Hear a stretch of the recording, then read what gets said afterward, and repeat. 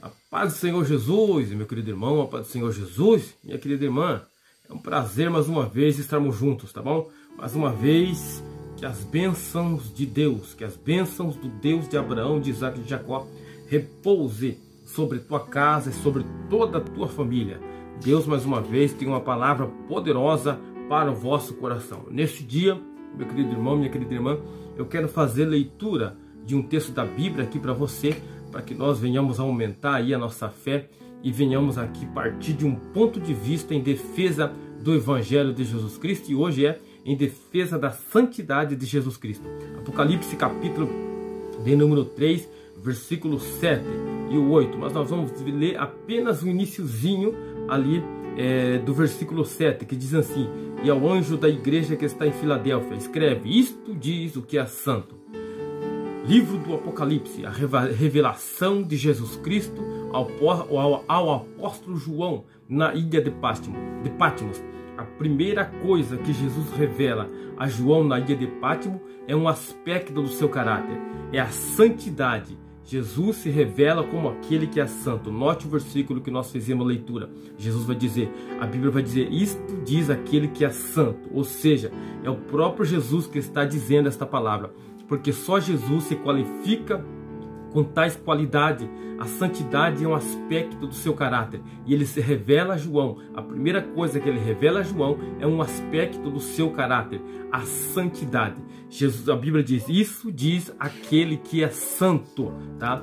E Jesus é santo porque Deus Pai não encontrou falha no caráter de Jesus. Jesus é santo porque o homem não encontrou falha no caráter de Jesus. Jesus é santo porque o próprio diabo, o nosso adversário, não encontrou falha no caráter de Jesus. Vejamos então os exemplos bíblicos. Deus não encontrou falha no caráter de Jesus, conforme está descrito em Lucas capítulo 3, versículo de número 22, lá no monte quando João Batista, quando João Batista batizou Jesus, a Bíblia vai dizer que o céu se abriu. João viu o Espírito descer sobre Jesus em forma corpórea como pomba, e uma voz se ouviu do céu dizendo: este é meu filho amado, em quem eu me comprazo. Também Mateus capítulo 17, versículo de número 5, também no monte da transfiguração, quando uma nuvem luminosa cobriu Jesus, o seu rosto começou a resplandecer, e os discípulos que estavam com ele viram Jesus na sua forma transfigurado, e ouviram uma voz que dizia: este é o meu filho amado,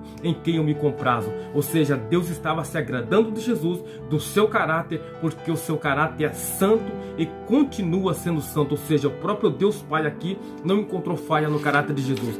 Também o homem não encontrou falha no caráter de Jesus.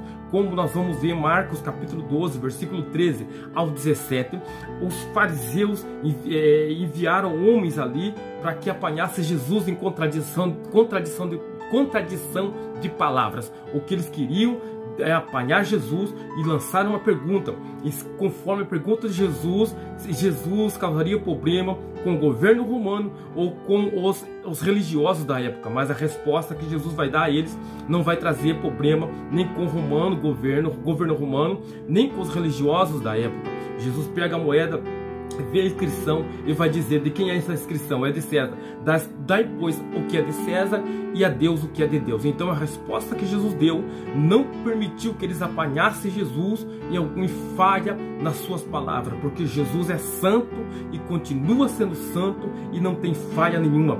Também os fariseus da época foram e tentaram apanhar Jesus. Os saduceus, aqueles que não acreditavam em ressurreição, tentaram apanhar Jesus em alguma falha no seu caráter, porque eles não acreditavam em ressurreição. Então eles disseram que um homem que, conforme a lei de Moisés, quando um homem tinha uma mulher tinha um marido, e quando o marido morresse, para que formasse descendência daquele que morreu, o irmão tinha que se casar com aquela mulher para deixar descendência do seu irmão.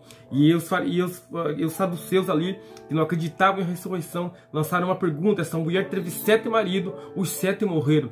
Quando, pois, na ressurreição, qual desses daí será o marido da mulher? Jesus disse: vós sois hipócritas, errais em razão de não conhecerdes as Escrituras e nem o poder de Deus, quando na ressurreição todos serão como anjo no céu, não terão sexo, serão como anjo, todos serão como anjo. Então a resposta de Jesus não permitiu que o Estado dos seus encontrasse falha no caráter de Jesus, porque Jesus é o único que se qualifica como santo e verdadeiro. Jesus é o único. Satanás também tentou apanhar falha no caráter de Jesus, também não conseguiu.